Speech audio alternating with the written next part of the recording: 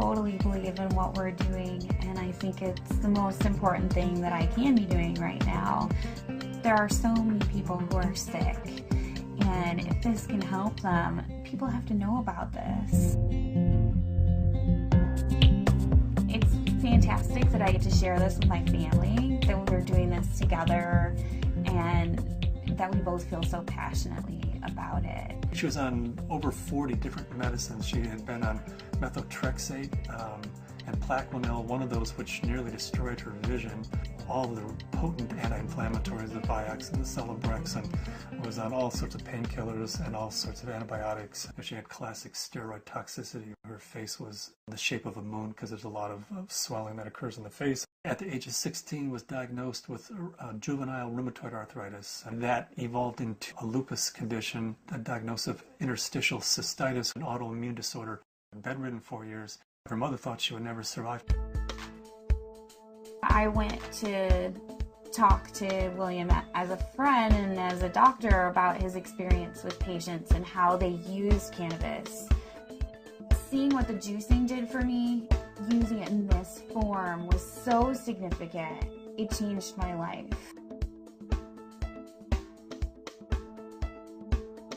About 4 to 6 weeks after I started on juicing every day, I had no more back pain. I didn't need pain pills. I felt the best I ever had. A lot of people think cannabis and pot are not medicine. I had stumbled on an article in Scientific American, December 2004. They had an article on marijuana as the brain's own marijuana, and they introduced the idea that the body produces compounds that are very similar to those found in marijuana or cannabis. Cannabis actually goes upstream. It provides feedback from the postsynaptic nerve to the presynaptic nerve, which was unheard of in neurochemistry. I mean, all neurotransmissions were unidirectional, and all of a sudden, swimming against the force of that are those little cannabinoid molecules that tie the whole system together. The phytocannabinoids from this plant augment the body's attempt to restore and increase function to a normal level. So it mimics the regulatory system of cellular physiology. And recently the Food and Drug Administration has approved of CBD, which is a cannabinoid like THC, one of 80 cannabinoids. The federal patent compares vitamin C, vitamin E, and CBD, or cannabidiol. CBD turns out to be more potent than either of those two. The thing that I warn my patients of is, if you're going to be juicing this flower and this leaf, and you're going to be doing this high-dose, non-psychoactive cannabinoid dietary approach, please do not heat it. When you heat cannabis, you make it psychoactive, which for a large part of the community, the psychoactivity of a plant is a measure of its medical quality. But it's really quite the inverse. If you heat or age cannabis in any way, you're destroying some of the medicinal properties of it. To use the plant effectively, we have to use it the way it evolved over 34 million years, which is raw. Because when it's raw, the THC is bound up as THC acid. It requires aging, drying, so as a hunter-gatherer, we gather this plant and we notice, wow, as this plant ages, it changes character and suddenly has a psychoactive effect. I think that's the most exciting area of cannabis research, is looking at non-psychoactive cannabinoids. Because if you do heat it, you'll decarboxylate the THC acid, and you're going to have 600 milligrams of THC acid with the CBD acid. You'd be unconscious probably the better part of the week. Between heating the plant, whether that's in a sucker, a cookie, a baked good, a butter, vaporized, smoked, all of those techniques convert THC acid, which is non-psychoactive, into THC and provide you with that 10 milligram dose. But if you eat the plant raw, then THC acid is the way it's found in the plant. It's not psychoactive. The juicing allows you to get up to the 500 to 600 milligrams, which is 60 times more than you could tolerate if it was heated. This treatment is not psychoactive. People don't have to be stoned when they take it. They can take it and go to work. They can take it and play with their kids. It's hard for me to understand laws against something like green leaf therapy and to think that prednisone is legal. We're still fighting the stigma of marijuana back from the 20s, 30s, 40s, 50s. I was a prosecutor for 8 years in Mendocino County, so I know it from both as a defense attorney and as a prosecutor. The 1972 Controlled Substances Act said that marijuana has no medical value whatsoever. The federal government has a patent on its medical properties. The Food and Drug Administration has approved of it as investigative new drug. I have not found the United States to be very open about cannabis research. In order to print an article in a peer-reviewed journal, you have to use cannabis that they have certified for your study.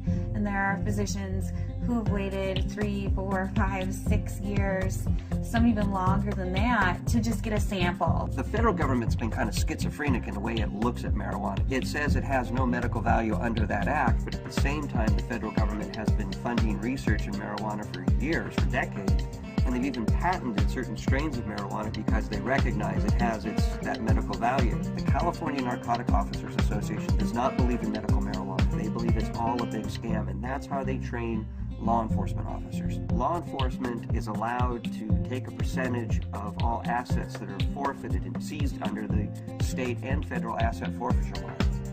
So it takes the really enlightened and compassionate law enforcement officer to recognize that these medical marijuana laws are designed to protect patients. I was trained when someone had marijuana, you took them to jail. There wasn't a medicine use for marijuana. It's an illegal substance, and people went to jail for it. In 1996, California took a huge leap. I didn't support Proposition 215 because of the education I had, the experience I had, and what I had seen through the illegal marijuana gardens that I had seen throughout my career. Since 1996, I have changed my opinion somewhat. I believe there is a very clear medicinal use for marijuana. That being said, I believe that there are a large percentage of people who use marijuana as an excuse to either make profits or for recreational. The people who use marijuana for the true intended use that the voters pass, medicinal, I'll do everything I can to support their rights. There's many more things that law enforcement can be focused on than medicinal marijuana.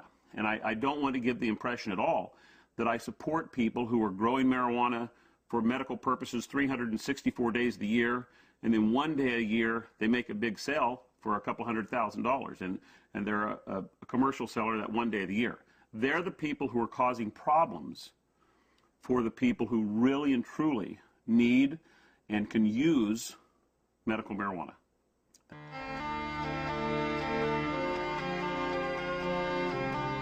Terrifying, to be told as a parent that your child does have a tumor in her brain. It took 24 hours in the operating room. They gave us a 10% chance of survival with treatment. The Oakland Children's Hospital, where they called me and they said they had a baby who they were discharging home. This baby had completed all treatment that would be useful for it, had a brain tumor, had surgery, had radiation and chemo, and the tumors were still growing and still multiplying, and therefore they said to the parents, just take this baby home and make it comfortable, because there's nothing more that we know that will help its condition. Started to accept to the point where the illness had taken her and us, and try and find some acceptance. A month went by and I got in contact with the family, and they said, well, we just came back from Children's Hospital. They did a CAT scan. The tumors have shrunk and there are fewer of them. And they said, I'll tell you what we've been doing. We've been juicing the fan leaves of the marijuana plant and giving our baby a shot glass of this juice every day. This is like this wonderful hospice story. She is no longer on hospice. I brought the oxygen concentrator back. It's just one of those wonderful success stories. The plant is a pretty amazing plant because it appears that the juice of this plant is saving this baby's life. Here we have something that can really change people's lives. I mean, I was laying in bed, catheterized, thinking that physicians were just trying to make me comfortable. They really didn't think that there was anything more that they could do, and that I may not live to be 30, which I am now. That was the best I could hope for. the best I could hope for was taking enough methadone and Percocet every day that I just didn't feel anything at all. I had gotten in touch with Dr. Courtney because we had received a doctor's recommendation from one of his patients, and in it asked that they start juicing the leaves and having capsules and a few other items which I didn't know anything about. So after I contacted him, I was really excited to hear that there might be some other alternatives to the smoking of the cannabis. These are friends we've had in the past year. They said, your father's not the same as he was when we first met him, and he seems to be much more alive and much, doing a lot more and more active. And I had informed them that it was because of the juice that he had been taking. Right after we started juicing, that he seemed to be more active. We would do things out in the garage more, and he wouldn't spend so much time in his chair. But we have ran out periodically in the last year and a half, and that's what made me convinced that he needed it, because when he would run out, he would have trouble getting out of the car. I had 4 doctors tell me that I should have a hysterectomy. You either have no ovaries, or at the very least you're sterile. That my endometriosis was so bad I would never be able to have a child. Despite very potent birth control, despite being sterile, Zahaya decided she was going to come join the party. Come on.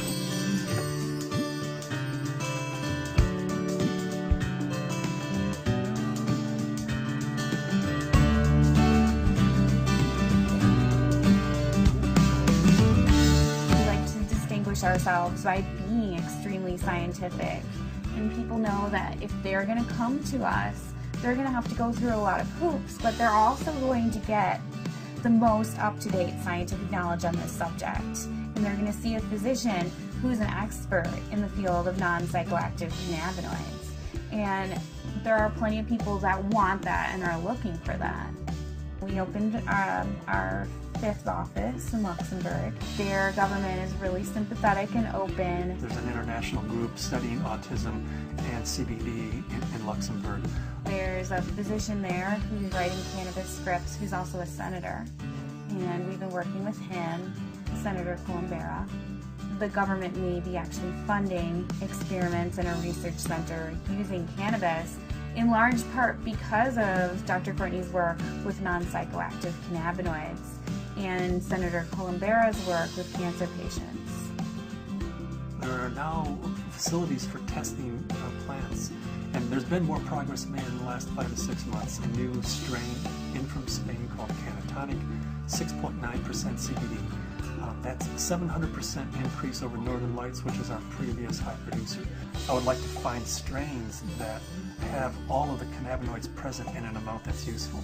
I'd like to produce strains that are adapted to environment. In Luxembourg, we're producing thousands and thousands of pounds of seed, to raise the money to give away, a half a pound of seed, because if that person grows an acre of cannabis and feeds their family the proteins and the fatty acids, incredible food source, an incredible preventative medicine source, and an incredible therapeutic source, and at the same time, they're sucking 5 times as much CO2 out of the environment as an acre of trees. First, we have to change Convention Treaty Number 1, which was the convention that the UN put out in 1961 that says cannabis is a crime, should be, if you have it, if you grow it, if it's in your possession, you should be in prison. That dogma has dominated the world right now. They're asking for input from the World Health Organization. I'm in the process of writing a letter stating that this is a dietary essential. It's not a criminal thing, because we have to change that treaty before we can go into Central South America and say, you grow yourself an acre of this plant, feed your family, prevent illnesses. So Cannabis International kind of legalizing the plant globally, giving it back to people as a food source, prevent illness is so much better than waiting until you have diseases. With my own experience and all the patients that I've spoken to, I believe that it's not an isolated incident, that this is the best medication